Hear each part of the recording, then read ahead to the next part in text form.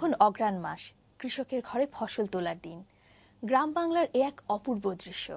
দিগন্ত ছোঁয়া মাঠগুলো সোনা রঙে ছেয়ে আছে, রোদ লেগে চকচক করছে। ফসলের ভারে নুয়ে আছে গাছগুলো। কত রোদ, কত বৃষ্টি, কত বর্ষায় ভেসে একবেলা খেয়ে না খেয়ে কৃষকই ফসল ফলিয়েছে তার মাঠে। হেমন্তের পাকা ধানের মধুর হাসির সঙ্গে কৃষকের হাসি যেন একাকার হয়ে যায়। আমাদের জাতীয় সঙ্গীতে বিশ্বকবি রবীন্দ্রনাথ হেমন্তের এই ভরা মৌসুমের কথাই ফুটিয়ে তুলেছেন তার অপরূপ রচনা শৈলীতে। ওমা অঘ্রাণে তোর ভরা খেতে আমি কি দেখেছি মধুর হাসি। সুপ্রভাত সবাইকে, শুরু করছি আমাদের আজকের সুপ্রভাত বাংলাদেশ।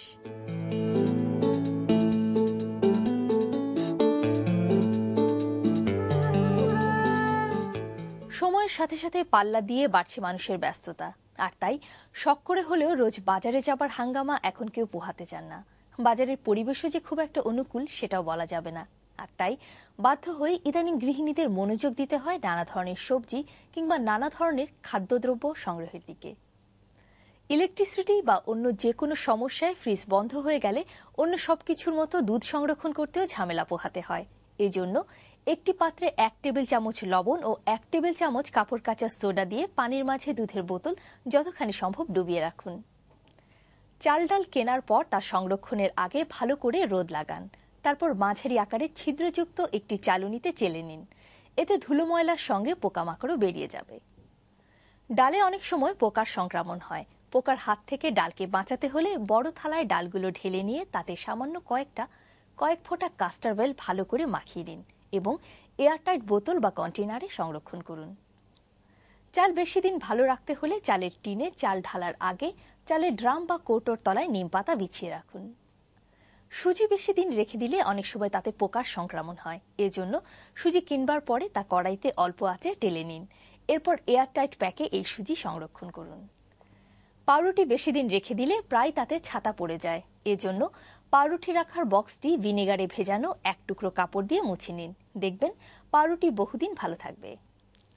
বিস্কুট প্রায় মিয়ে যায় বা নরম হয়ে যায়। এজন্য বিস্কুটের টিনে ব্লটিং পেপার দিয়ে তার উপর বিস্কুট রাখুন, অথবা একটি সাদা কাপড় ঝরঝরে লবণ পুটলি করে রেখে তার সাথে বিস্কুট রাখতে পারেন। এতে বিস্কুটের টিনের অতিরিক্ত আর্দ্রতা শুষে যাবে।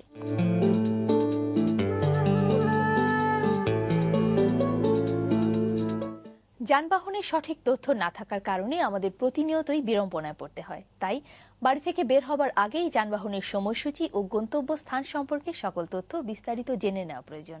আজ আপনারা কখন, কোথায়, কিভাবে যাবেন সেসব তথ্যাবলী জেনে নিন যাত্রাক্ষণ পর্ব থেকে। বাংলাদেশ রেলওয়ে ফোন নম্বর 83158557 এবং 93586634। সুবর্ণ এক্সপ্রেস ঢাকা থেকে চট্টগ্রাম বিকেল 4:30। মহানগর প্রভাতী ঢাকা থেকে চট্টগ্রাম সকাল 7:30। মহানগর গোধূলী ঢাকা থেকে চট্টগ্রাম বেলা 3:15। তুর্না নিশীথা ঢাকা থেকে চট্টগ্রাম রাত 11টা। নিশীথা ঢাকা থেকে চট্টগ্রাম রাত 11:30। চট্টগ্রাম মেইল ঢাকা থেকে চট্টগ্রাম রাত 10:30। পারাবত ঢাকা থেকে সিলেট সকাল 6:40। জয়ন্তিকা ঢাকা থেকে সিলেট দুপুর 2:30। উপবন ঢাকা থেকে সিলেট রাত 10:30। তিস্তা ঢাকা থেকে বাহাদুরাবাদ সকাল 7:20। ব্রহ্মপুত্র ঢাকা থেকে বাহাদুরাবাদ সন্ধ্যা 6টা। উত্তরবঙ্গ মেইল ঢাকা থেকে বাহাদুরাবাদ রাত 11:40। অগ্নিবীণা ঢাকা থেকে তারাকান্দি সকাল 9টা। যমুনা ঢাকা থেকে তারাকান্দি বিকেল 4:50। একতা ঢাকা থেকে দিনাজপুর সকাল 9টা। দ্রুতযান ঢাকা থেকে দিনাজপুর সন্ধ্যা 7:50। লালমনি ঢাকা থেকে লালমনিরহাট রাত 9:30। 11 সিন্দুর ঢাকা থেকে কিশোরগঞ্জ 8:20। উপকূল ঢাকা থেকে নোয়াখালী সকাল 7টা।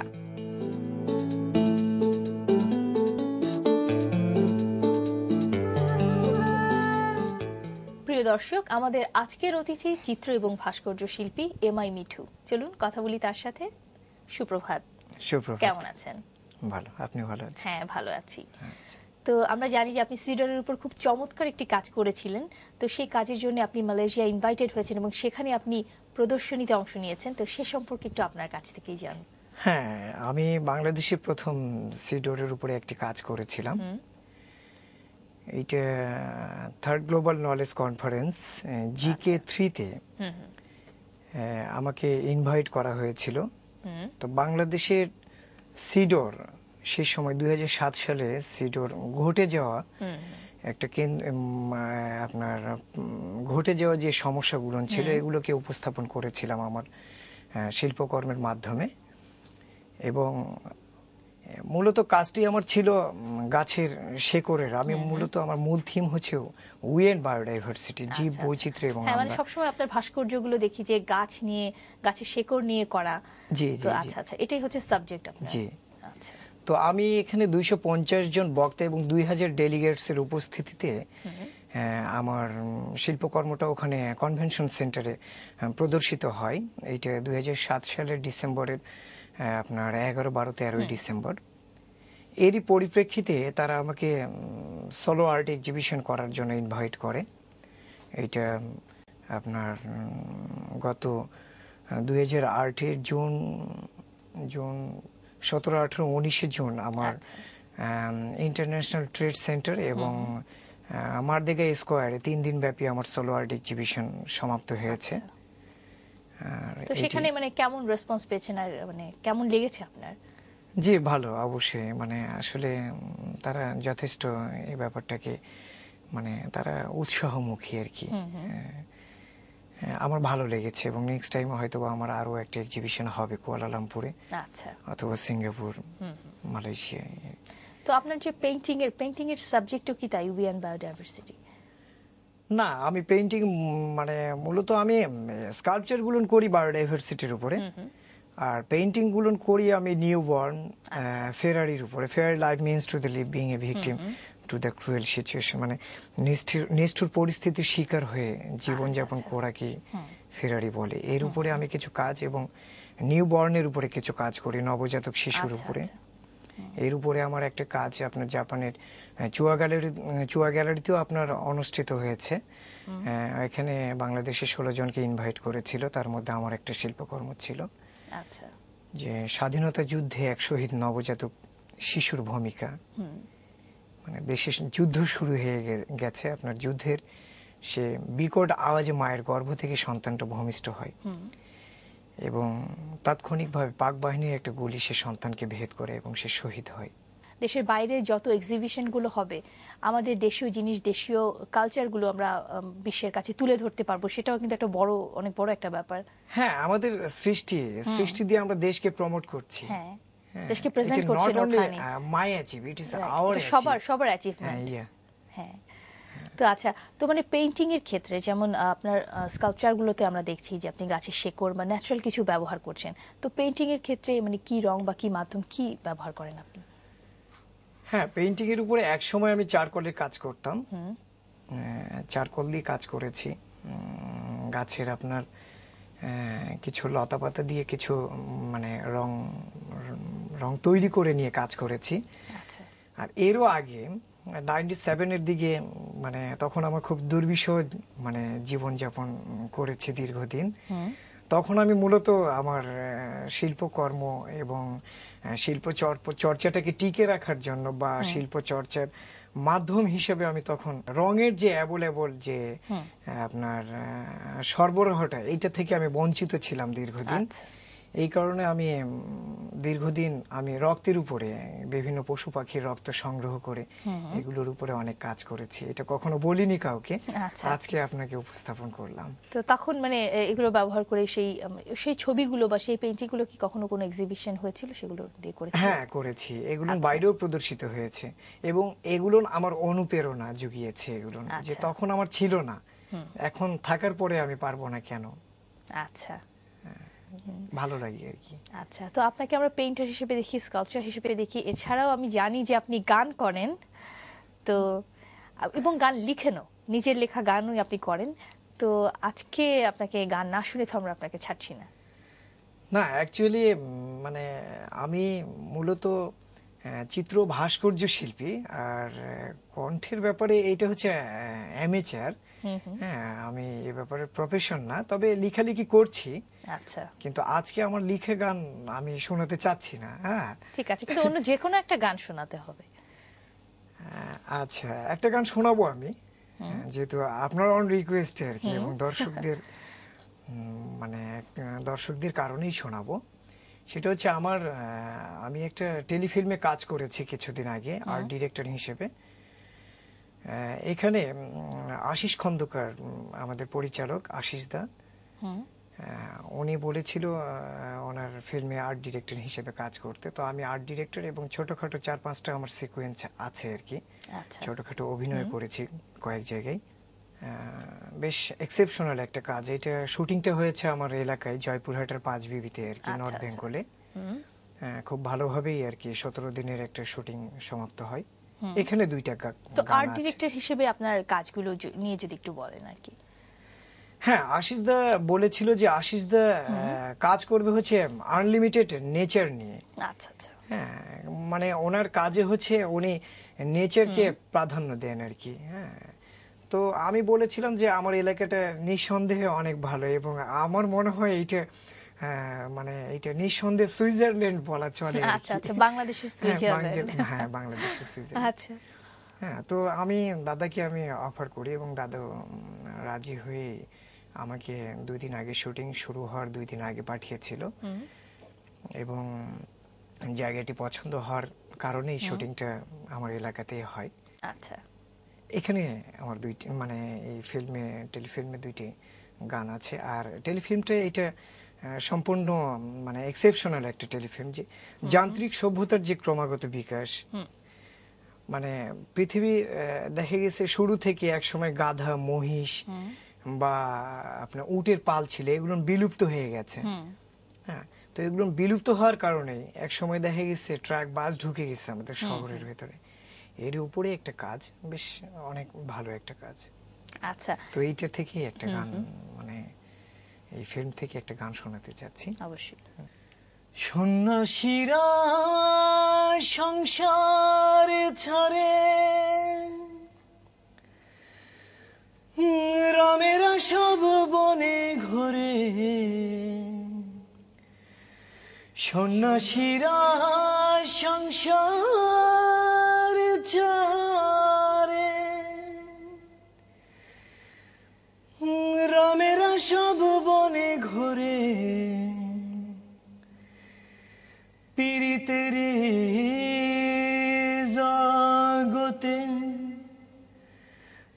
ছাড়া ছাড়ির বালাই না, আলো যাই রে রাত্রি আসে,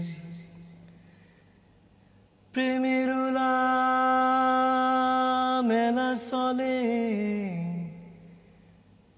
আলো যাই রে রাত্রি আসে। কোথায় ছিলে, আছো কোথায়? আজকে এই পর্যন্ত। আচ্ছা, অসাধারণ, অনেক চমৎকার। তো আপনার মানে ভবিষ্যৎ পরিকল্পনা জানতে চাইবো, যে পেইন্টিং নিয়ে বা স্কাল্পচার নিয়ে বা গান নিয়ে আমরা কি আপনাকে সঙ্গীত শিল্পী হিসেবে পাচ্ছি কিনা, সেটা ভবিষ্যতে কি করার ইচ্ছে আছে? আর অ্যাকচুয়ালি আমাদের দেশে তো শিল্পীর অভাব নেই। আমার চেয়ে অনেক ভালো গায় এ ধরনের অনেক মেধাবী কণ্ঠশিল্পী আছে। আমরা হয়তোবা আমাদের চোখ মানেই দেখা নয়, do not eye to see. এই কারণে হয়তোবা অনেক ভালো ভালো প্রতিভা সুযোগ পাচ্ছে না আর কি। তবে ইদানিং অনেক ভালো ভালো মানে যে চ্যানেলগুলো, হ্যাঁ, ট্যালেন্ট হান্ট যে প্রতিযোগিতাগুলো হচ্ছে, যে এগুলো থেকে অনেকে বের হয়ে আসছে। আসছে, তারপরেও কিছু কিছু বাদ পড়ে। এগুলো বিভিন্ন কারণে, এটা আমাদের সমাজ বা পারিপার্শ্বিকতার কারণে। আর ভালো কোনো সুযোগ পেলে হয়তোবা, এখনো তো মানে মানে আন্ডার 30, হ্যাঁ, এখনো অনেক সুযোগ আছে। হ্যাঁ, এইটা তো সেটা কি গানের ক্ষেত্রে না? আমি আসলে জানতে চাচ্ছিলাম যে পেইন্টিং বা ভাস্কর্য নিয়ে কিছু মানে করার চিন্তা ভাবনা করছেন, বা এখন কি করছেন? হ্যাঁ, আমি পেইন্টিং বা স্কাল্পচার নিয়ে আমার ভবিষ্যৎ পরিকল্পনা হচ্ছে আমি এইটা নিয়ে মানে টিকে থাকতে চায় আপনাদের সকলের সহযোগিতা, দোয়া এবং মানে আমার শিল্পকর্মকে নিয়ে। আর মূলত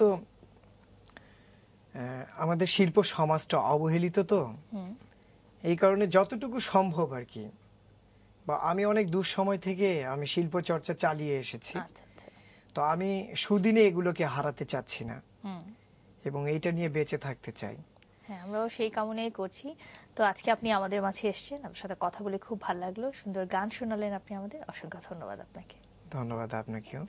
সুপ্রভাতকেও আমার অন্তরের অন্তঃস্থল থেকে কৃতজ্ঞতা এবং ধন্যবাদ জানাচ্ছি। প্রিয় দর্শক, এতক্ষণ কথা হচ্ছিল আমাদের আজকের অতিথির সাথে। চলুন চলে যাই অনুষ্ঠানের পরবর্তী অংশে। দিন বদলের সাথে সাথে বদলে যাচ্ছে মানুষের জীবনধারা। কর্মস্থল কিংবা ব্যক্তিগত জীবনের সকল ক্ষেত্রে আমাদেরকে নানামুখী প্রতিকূলতার সম্মুখীন হতে হচ্ছে। দিন দিন বেড়ে যাচ্ছে ব্যস্ততা, চাওয়া পাওয়ার ব্যবধান কমাতে গিয়ে জীবন হয়ে পড়ছে একটা যন্ত্র। কিন্তু এত সবের ভিড়ে স্বাস্থ্যটা ভালো রাখা চাই। এবারে ভালো থাকার কিছু বার্তা জেনে নিন আজকের স্বাস্থ্য কথা থেকে। করলা জন্মায় ট্রপিক্যাল দেশগুলোতে। দক্ষিণ আমেরিকার আমাজন অঞ্চলের আদিবাসীরাও বহু বছর ধরেই করলাকে ডায়াবেটিস, পেটের গ্যাস, হাম ও হেপাটাইটিসের ওষুধ হিসেবে ব্যবহার করে আসছে উচ্চ রক্তচাপ কমাতে, ম্যালেরিয়া জ্বরে এবং মাথা ব্যথায়ও। করলার আছে পালং শাকের চেয়ে দ্বিগুণ ক্যালসিয়াম এবং কলার চেয়ে দ্বিগুণ পটাশিয়াম। আছে যথেষ্ট লৌহ, প্রচুর ভিটামিন এ, ভিটামিন সি এবং আঁশ। ভিটামিন এ এবং ভিটামিন সি অ্যান্টিঅক্সিডেন্ট, বার্ধক্য ঠেকিয়ে রাখে এবং শরীরের কোষগুলোকেও রক্ষা করে। করলা ইনসুলিন রেজিস্ট্যান্স কমায়। এছাড়াও অ্যাডিনোসিন মোনোফসফেট অ্যাক্টিভেটেড প্রোটিন কাইনেজ নামক এনজাইম এবং আমিষ বৃদ্ধি করে রক্ত থেকে কোষগুলোর সুগার গ্রহণ করার ক্ষমতা বাড়িয়ে দেয়। শরীরের কোষের ভেতরে গ্লুকোজের বিপাক্রিয়াও বাড়িয়ে দেয়, ফলে রক্তের সুগার কমে যায়। করলা আরও যেসব উপকার করে তার মধ্যে রয়েছে রক্তের চর্বি তথা ট্রাইগ্লিসারাইড কমায়, কিন্তু ভালো কোলেস্টেরল এইচএলডি বাড়ায়, রক্তচাপ কমায়, কৃমিনাশক, ভাইরাসনাশক, hepatitis A, herpes virus, flu ইত্যাদির বিরুদ্ধে কার্যকর হয়। মুক্তাগাছা আরকে উচ্চ বিদ্যালয়ের ১০ম শ্রেণীর মেধাবী ছাত্র সাদিক বিন হাবিব দীপু বর্তমানে দুরারোগ্য মরণব্যাধি ব্লাড ক্যান্সারে আক্রান্ত হয়ে বঙ্গবন্ধু শেখ মুজিব মেডিকেল বিশ্ববিদ্যালয় হাসপাতালের হেমাটোলজি বিভাগে প্রফেসর ABM ইউনুসের তত্ত্বাবধানে চিকিৎসাধীন আছেন। তার চিকিৎসা বাবদ এ পর্যন্ত লক্ষ লক্ষ টাকা খরচ হয়েছে, আরও ২০ লক্ষ টাকা প্রয়োজন। তার পরিবারের পক্ষে এ টাকা জোগাড় করা সম্ভব নয়, তাই তার পরিবার সমাজের সর্বস্তরের মানুষ ও বিভিন্ন স্বেচ্ছাসেবী সংগঠনের সহযোগিতা কামনা করছে। তার জন্য আপনি সাহায্য পাঠাতে পারেন এই ঠিকানায়। সঞ্চয় হিসেব নম্বর 2069, সোনালী ব্যাংক, মুক্তাগাছা শাখা, ময়মনসিংহ। Telephone number 01919832031। সুপ্রভাত বাংলাদেশের পক্ষ থেকে আপনাদের সকলের কাছে আবেদন, দীপুকে বাঁচান। আর আপনার আশেপাশে এরকম অবস্থায় কেউ যদি থেকে থাকে তাহলে আমাদের তা লিখে জানান। আমরা আমাদের অনুষ্ঠানের মাধ্যমে প্রচার করে সকলের কাছে বার্তা পৌঁছে দিতে চেষ্টা করব।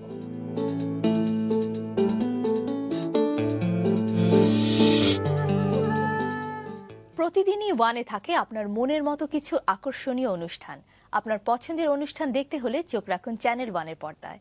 আজ চ্যানেল ওয়ানের কিছু আকর্ষণীয় অনুষ্ঠানের অংশবিশেষ দেখে নিন এবং সময়সূচি জেনে নিন চ্যানেল ওয়ান হাইলাইটস থেকে।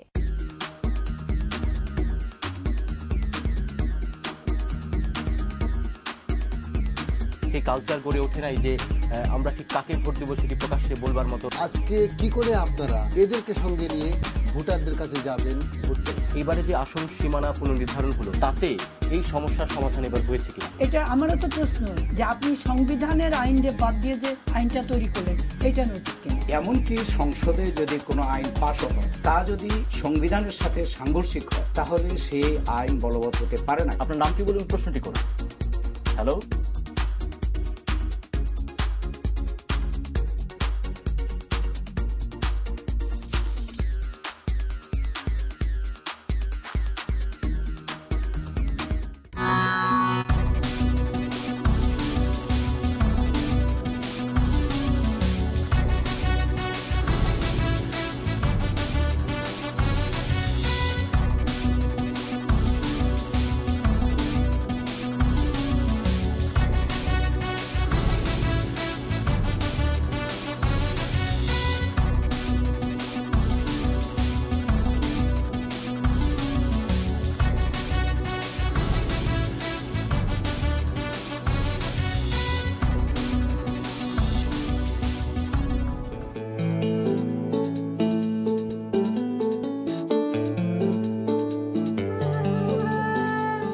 সুপ্রভাত বাংলাদেশ বা চ্যানেল ওয়ানের যে কোনো অনুষ্ঠান সম্পর্কে আপনার মতামত জানাতে চাইলে নির্দ্বিধায় আমাদের জানাতে পারেন।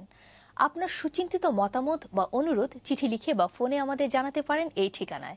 প্রযোজক Suprobhat Bangladesh, channel 1, 5757/A, Uday tower, পঞ্চমতলা, গুলশান 1, ঢাকা 1212 বাংলাদেশ। টেলিফোন নম্বর 01672333030 এবং 88595567। Email suprabhat@channel1.com.bd।